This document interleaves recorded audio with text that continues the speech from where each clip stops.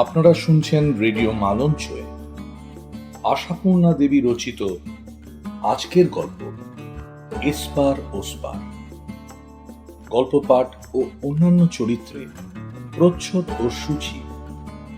পর্ব ৫৫।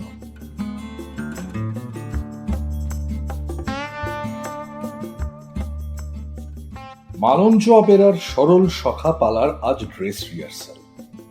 শো হবে পুজোর পঞ্চমীর দিন থেকে। মাঝে আর মাত্র 2 দিন।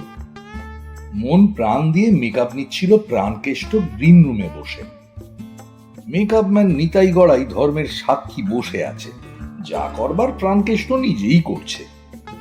তাই করে প্রাণকেষ্ট, নিজের মেকআপের ব্যাপারে পরের হাত চালাতে দেয় না। ফিনিশিং টাচ দেবার আগে মুখের সামনে আরশিটা ধরে। নিজেই নিজেকে দেখে মোহিত হন প্রাণকেষ্ট। আহা, কে বলবে সেই বৃন্দাবনের টিনেজার, স্বয়ং সুবল সখা নয়। এ পালায় এটাই মেন রোল। কেষ্ট ঠাকুর পার্শ্বনায়ক। মালঞ্চ অপেরার জন্মকাল থেকে তার যে কোনো তরুণ নায়কের ভূমিকায় প্রাণকেষ্টর এক চেটে অধিকার। সে ব্রজের কানাইয়ের কানাই হোক, নদের নিমায়ের নিমাই হোক, ক্ষুদিরামের ফাঁসির ক্ষুদিরামি হোক, অথবা অভিমন্যু হোক কি বীরবাদলের বাদলই হোক, এখন সুবল সখার সুবল। এটা যেন প্রাণকেষ্টর জন্মগত অধিকার। 32 বছর যাবৎ প্রাণকেষ্ট এই ভূমিকাতেই অচল থেকে অভিনয় করছে। এ আসন থেকে তাকে সহজে কেউ হটাতে পারবে বলে মনে হয় না। কেনই বা পারবে? সেই কোন কালে প্রাণকেষ্ট নিয়ম মাফিক বাড়তে বাড়তে সেই যে 5 ফুট 8 ইঞ্চিতে পৌঁছেই হঠাৎ থেমে পড়ল। ব্যাস, নট নরম চরণ, নট কিচ্ছু। আর একটি আলপিনের ডগাতেও খাড়াই হলো না। অধিকারী এতে ভারী খুশি। বলে, ভালোই হয়েছে। ছেলেগুলো কেষ্ট সাজতে সাজতে হঠাৎ চচ্চড়িয়ে এমন বার বেড়ে ওঠে যে তখন আর তাকে কংসর পাঠ দেওয়া ছাড়া গতি থাকে না। তুই যেখানে থেমে আছিস সেখানেই ফ্রিজ হয়ে থেকে যা মানিক। দেখিস যেন আবার বহরে বাড়তে শুরু করিস না আমাদের কটা গদায়ের মতো। অধিকারীর মিনতিতেই হোক কিংবা প্রাণকেষ্টর সৃষ্টিকর্তার নির্দেশেই হোক, সত্যি যেখানে ছিল সেখানেই রয়ে গেছে প্রাণকেষ্ট। সেই না রোগা না মোটা, মাজা মাজা গরম, সেই ভুবন ভোলানো সাইজ দাঁতের হাসি, সেই কোঁকড়ানো প্যাটার্নের চুল যেমনটি ছিল তেমনটি। সম্প্রতি মাথার মাঝখানটা একটু পাতলা হয়ে এসেছে মনে হয়। ও কিছু নয়, এখনো অনেক দিন টিনেজার সাজা চলবে। তেমন হলে পরচুল তো আছেই। কাজেই আয়নায় সুবল সখাকে দেখে প্রাণকেষ্ট মোহিত হবে, ই আর আশ্চর্য কি? মলয় কুমার নাম নেওয়াটা সার্থক। আয়নাটাকে ঘুরিয়ে ফিরিয়ে দেখে নিয়ে ফিনিশিং টাচ হিসেবে চোখের কোণায় আর একটু কাজলের রেখা টানতেই যাচ্ছে প্রাণকেষ্ট। হঠাৎ গ্রিন রুমের বাইরে একটা হাসির হররা উঠল, তার সঙ্গে নানা গলার স্বর। যা, কাজলের তুলি ধরা হাত কেঁপে ঘটে গেল সর্বনাশ। কাজল ধেবড়ে গালের ওপর লম্বা টান।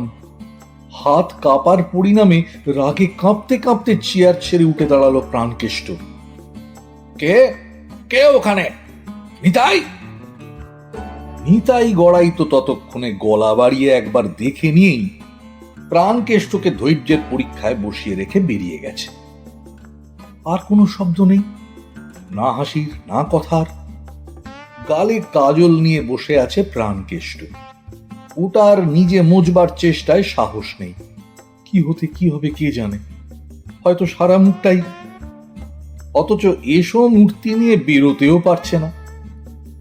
একটু পরে নিতাই এলো লম্বা লম্বা দাঁতগুলো বার করে হাসতে হাসতে। প্রাণকেষ্ট বলল, তোমার ছোঁয়া লাগলো দন্তমানিক? কি হয়েছে কি? হ্যাঁ, হয়েছেটা কি?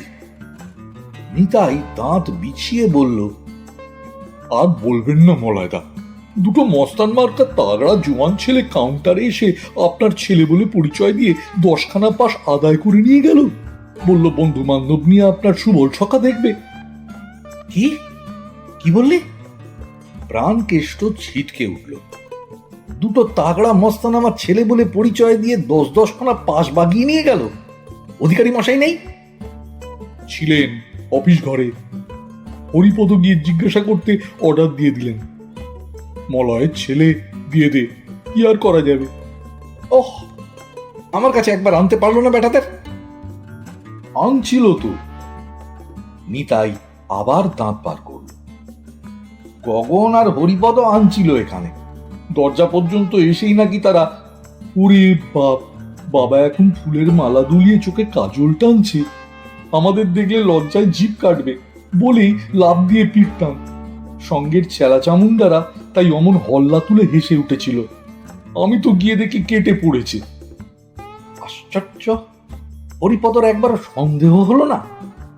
বললো তো হয়েছিল একটু, কিন্তু কিছু জিজ্ঞাসাবাদ করতেই এমন তেড়ে উঠলো যে জেনুইন বলেই মনে হলো। তাছাড়া বলল বনগা লাইনের নেদোষ গ্রামে থাকে। নাম বলেছিল?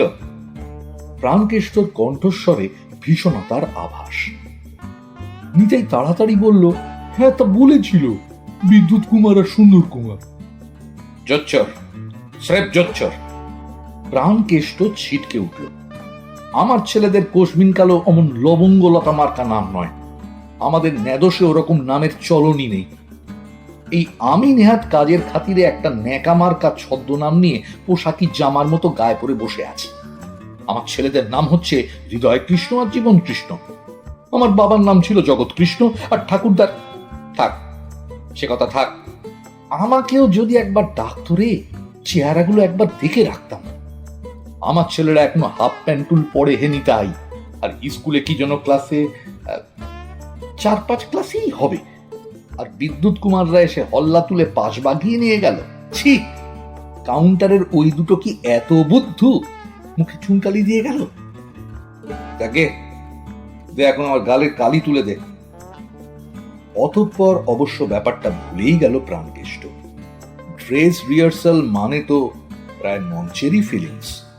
প্রাণকেষ্ট তো ঘন্টা তিনেকের মতো সেই দাপরের বৃন্দাবনেই চলে গিয়েছিল। যে ছেলেটা কৃষ্ণ সেজেছে সে অবশ্যই প্রাণকেষ্টর হাঁটুর বয়সী, কিন্তু অভিনয়টা ভালোই করে, জমাতে পারে। রিহার্সাল শেষ হতেই ধরা চুড়ো ছেড়ে ছুট মারল প্রাণকেষ্ট। লাস্ট ট্রেনটাও যেন মিস না হয়।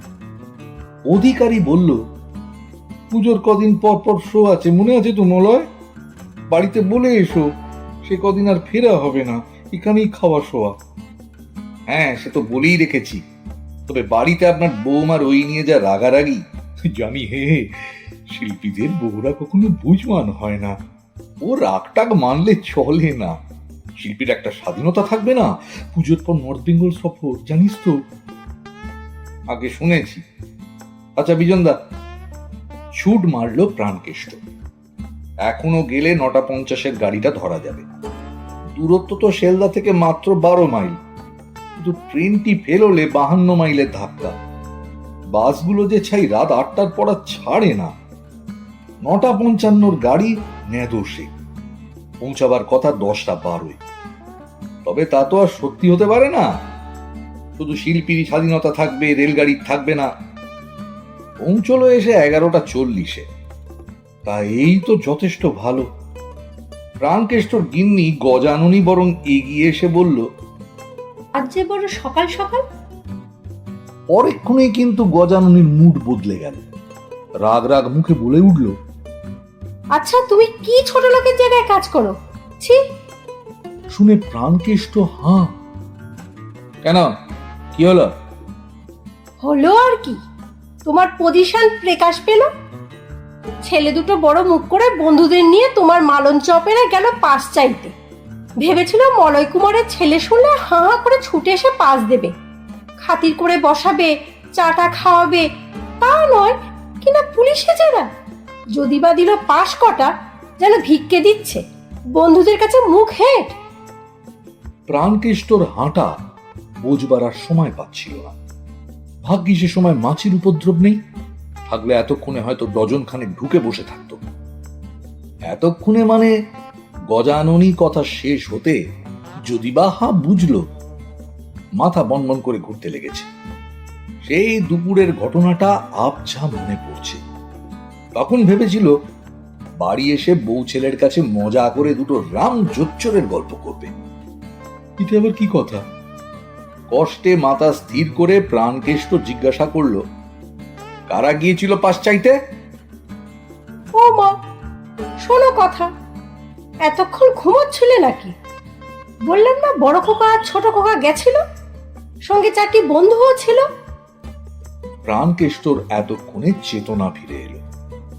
অতএব সেই দুপুরের রাগটাও তেড়ে উঠে বলল, বড় খোকা ছোট খোকা গেছিল, তোমায় তাই বুঝিয়েছে বুঝি?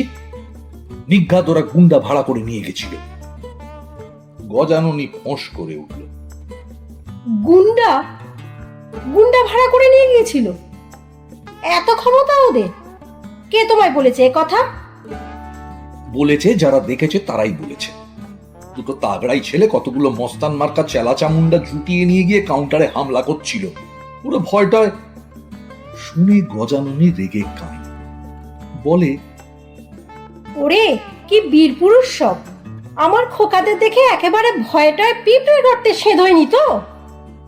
প্রাণকেষ্ট কম যায় না। একে তো পেট জ্বলছে, তার উপরই হাড় জ্বালানো কথা। বলি, হতবাগা দুটো যদি সত্যি গিয়ে থাকে, আমার সঙ্গে দেখা করতে কি হয়েছিল? হ্যাঁ, কেমন না খাতির যত্ন পেত, চা জল খাবার তো পেত।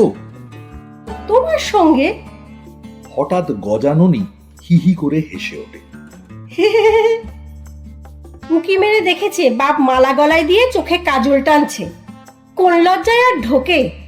সঙ্গে বন্ধু বান্ধব, আরো তো কত বন্ধু ওদের, তারা আবদার করেছে তাদেরও দেখাতে হবে। কিন্তু দেখাচ্ছি। প্রাণকেষ্ট হুঙ্কার ছাড়ে, কোথায় বেটারা? শোনো কথা, তারা যেন এখনো জেগে বসে আছে। ঘুমিয়ে গেছে এরই মধ্যে? ও মা, কবে আবার তোমার ফেরার সময় না ঘুমোয়? বেরো যখন তখন ওঠে না, ফেরো যখন তখন ঘুমিয়ে পড়ে। দেখতেই লম্বা হয়েছে, বাচ্চা বই তো নয়। প্রাণকেষ্ট উঠোনে একবার পাক খেয়ে বলে ওঠে, তবে তুমি বলতে চাও গুন্ডা ভাড়া করে নিয়ে যায়নি? ডাকো দেখি একবার।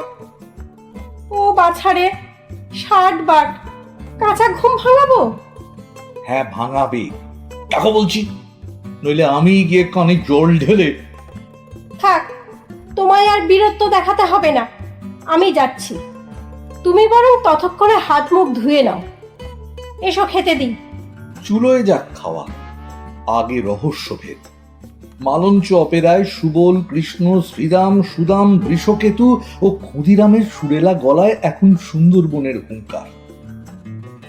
ঘুম ভাঙাতে ক ঘন্টা লাগবে? অগত্যাই বাচ্চাদের কাঁচা ঘুম থেকে উঠিয়ে আনতে হলো গজাননীকে। টলতে টলতে, চোখ মুছতে মুছতে, 52 ইঞ্চি পায়জামার পায়া লুটোতে লুটোতে আর তার কোমরের ফিতে লটপটাতে লটপটাতে গজাননীর 2 খোকা মায়ের সঙ্গে সঙ্গে এসে দাঁড়ালো। লম্বায় 5 ফুট 10 ইঞ্চি, আরেও ততোপযুক্ত। মাথায় বাবড়ি, চুল ঝোলা গোঁপ ঘন দাড়ি, আর জুলপিতে আচ্ছন্ন মুখের চামড়ার রং খুঁজেই পাওয়া যায়। আশ্চর্য, দুটো যেন একজোড়া। প্রাণকেষ্টর হঠাৎ মনে পড়ে গেল সেই কোন কালে বিয়ে করতে শ্বশুর বাড়িতে এইরকম যা জোয়ান গোটা কতক শালাকে দেখেছিল।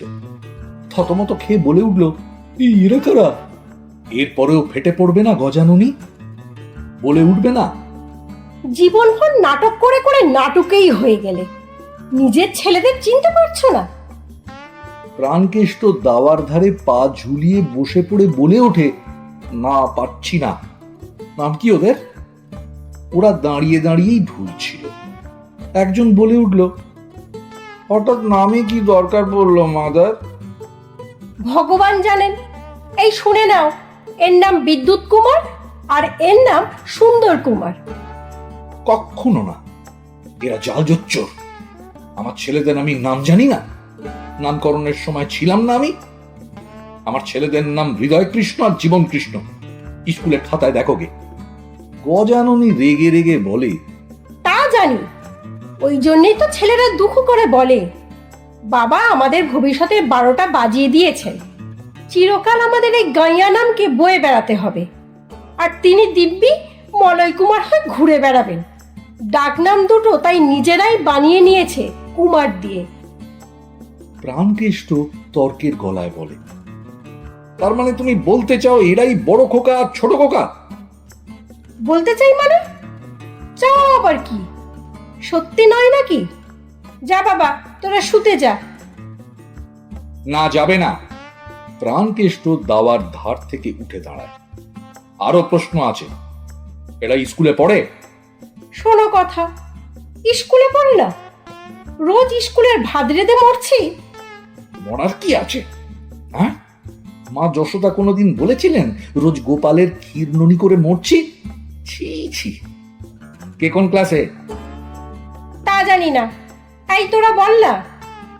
একজন ঘুম ঘুম চোখ টেনে টেনে বলল, মোচট মোচট খেয়ে দুজনই একই ক্লাসে, ক্লাস 5। 5? হ্যাঁ, কি বললে?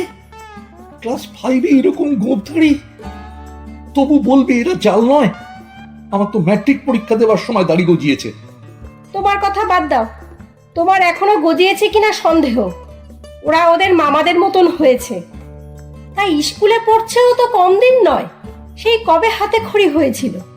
হিংসুটে মাস্টার যদি ক্লাসে না ওঠায় ওদের দাড়ি গজাবে না? না, গজাবে না। প্রাণকেষ্ট উচ্চিংড়ের মতো তিড়িং বিড়িং লাফিয়ে ওঠে। গজালেও রাখা চলবে না।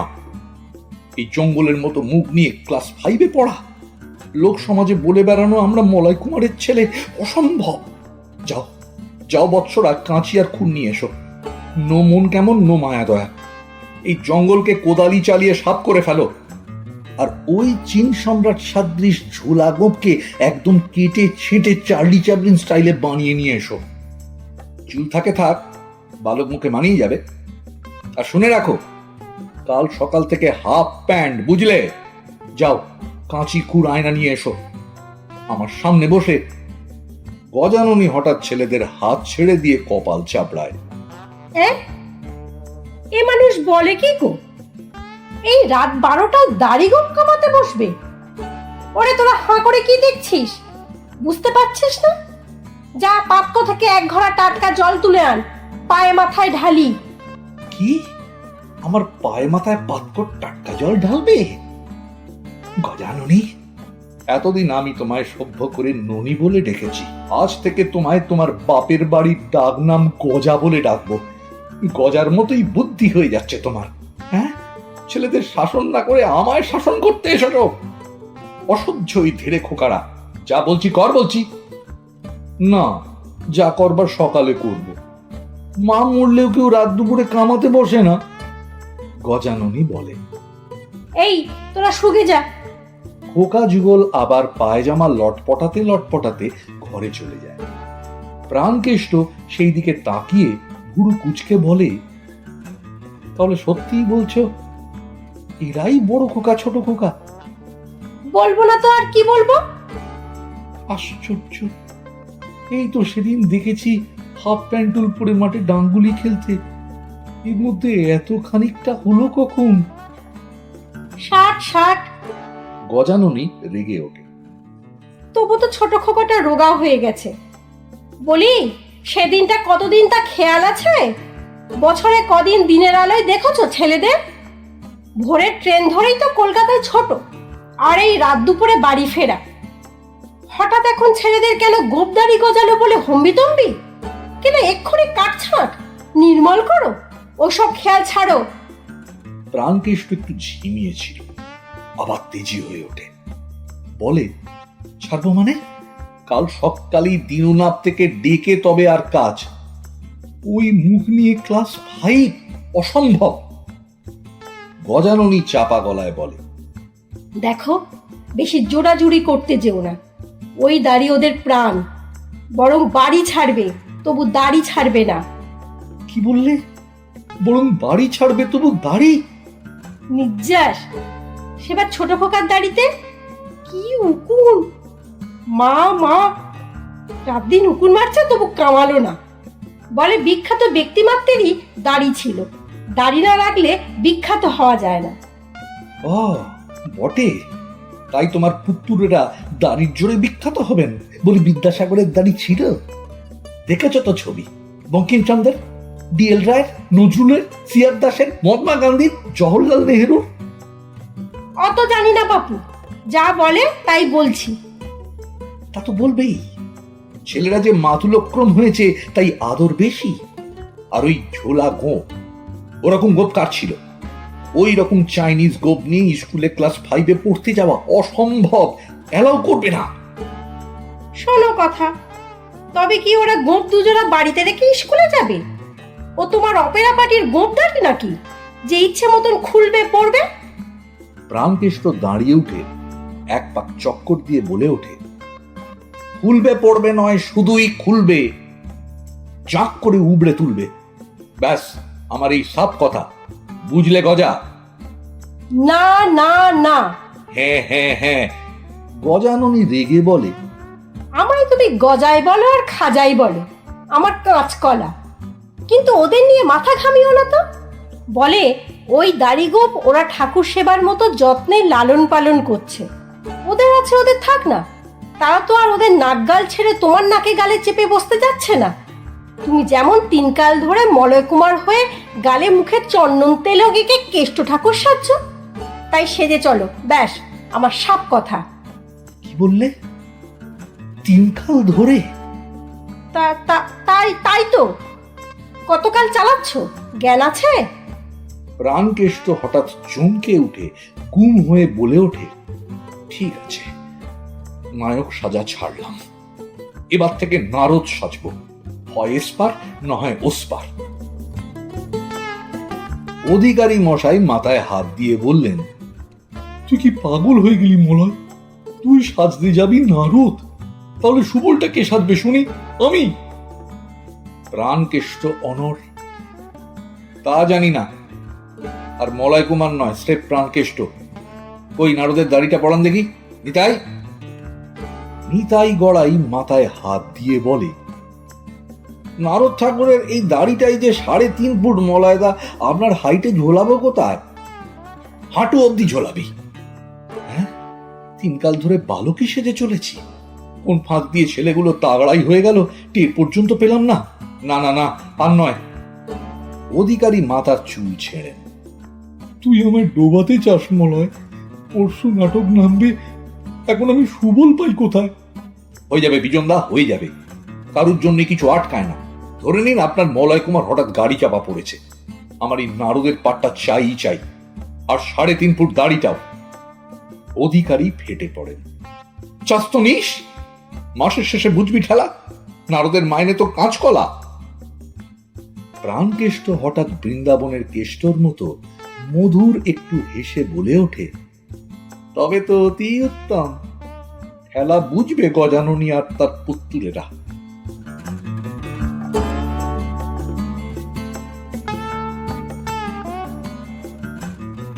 মালন চয়নের গল্পগুলো যদি আপনাদের ভালো লেগে থাকে তবে এই চ্যানেলটিকে সাবস্ক্রাইব করুন, ভালো লাগলে লাইক করুন, আপনাদের চেনা পরিচিত বন্ধু বান্ধব আত্মীয় স্বজনের মধ্যে শেয়ার করুন। আজ এই অবধি, এর পরের পর্বে আবার নতুন গল্প নিয়ে আসবো। ততক্ষণ শুনতে থাকুন রেডিও মালঞ্চ।